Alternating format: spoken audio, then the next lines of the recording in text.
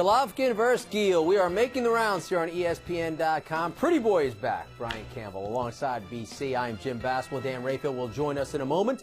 Unbeaten WBA middleweight champ Gennady Golovkin gets the biggest challenge of his young career this Saturday against former world champion Daniel Gill. They will do it from Madison Square Garden. Brian, what are you expecting to tweet post-fight Saturday night? Jim, I think we're going to see two headlines come out of Saturday night's fight. The first one being that this will be another explosive performance for Triple G, another in his line of knockouts. I think this time it may come later in the fight, though. And I think the second is that he will be pushed farther in this fight than really he has. I mean, on paper, Daniel Gill represents his toughest test to date, and I think we're going to see that play out in this fight. I think he's got a guy in front of him who's versatile, who's savvy, and who also is tough, and he's going to have an opportunity to push Triple G late. But when all things are said and done, I think the cream will rise to the top like it has. That's something to look forward to. You love seeing how the great ones respond when they're challenged. ESPN boxing insider Dan Raphael, what does Gill need to do, though, to pull that upset? Well, Jim, I think the first thing that Daniel Gill is going to need to do is he's going to need to test Gennady Golovkin and show him that he can take his punching power. Gennady Golovkin's a great puncher. He's one of the best finishers in boxing. And so it's going to be up to Gill to show that if he gets nailed early on, that he can take the shot, he can take the power, and give Gennady Golovkin second thoughts about unloading his arsenal on him and going for the knockout. So if he can take a little bit, he's got a chance maybe to give him second thoughts. But the thing is, he is the boxer in this fight, not the puncher. Yep. So besides the ability to maybe take a shot, he's going to have to do some good boxing. He's going to have to stick and move. He's going to have to use his legs a little bit. Makes sense. Triple G, Brian, is on a 5-year run where he's knocked out every opponent he's faced.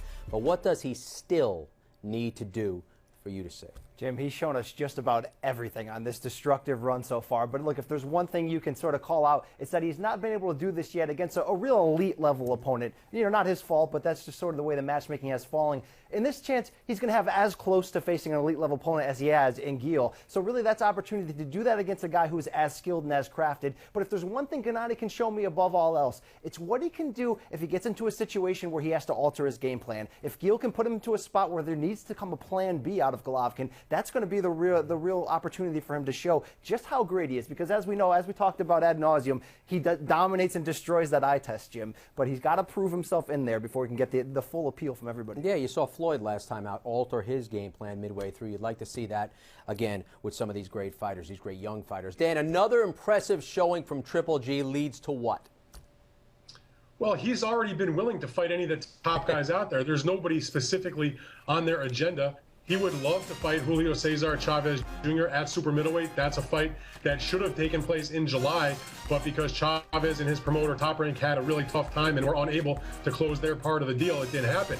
So it's possible that if he beats Gill, that his promoter K2, Tom Lawler, can go back to Top Rank and see if they can perhaps work on something with Chavez for near the end of this year. There's also the possibility Chavez, they've been talking about maybe a Carl Froch fight, but Golovkin's going to get a big fight, whether it's Chavez or after Miguel Cotto beat Sergio Martinez to win the lineal or the real legitimate middleweight championship of the world. Aaron mentioned Cotto against Golovkin. Who wouldn't want to see that in December at Madison Square Garden? Keep in mind, Cotto has been the house fighter at the Garden for several years. But Gennady Golovkin is going to become one of the new house fighters at the Garden. He's fighting in the main room for the first time after other fights in the small theater. And so I think you can certainly make the argument that Gennady Golovkin taking on Miguel Cotto for the legit middleweight championship of the world is one of the biggest fights you can make in boxing. Maybe we'll see that as a possibility. Sign me up for that one. Brian, I'll tell you what, I'll go to MSG for that one. You heard it right here. We'll get Basswell to ringside. That would be a fight. Gennady Golovkin, Danny Gill from MSG.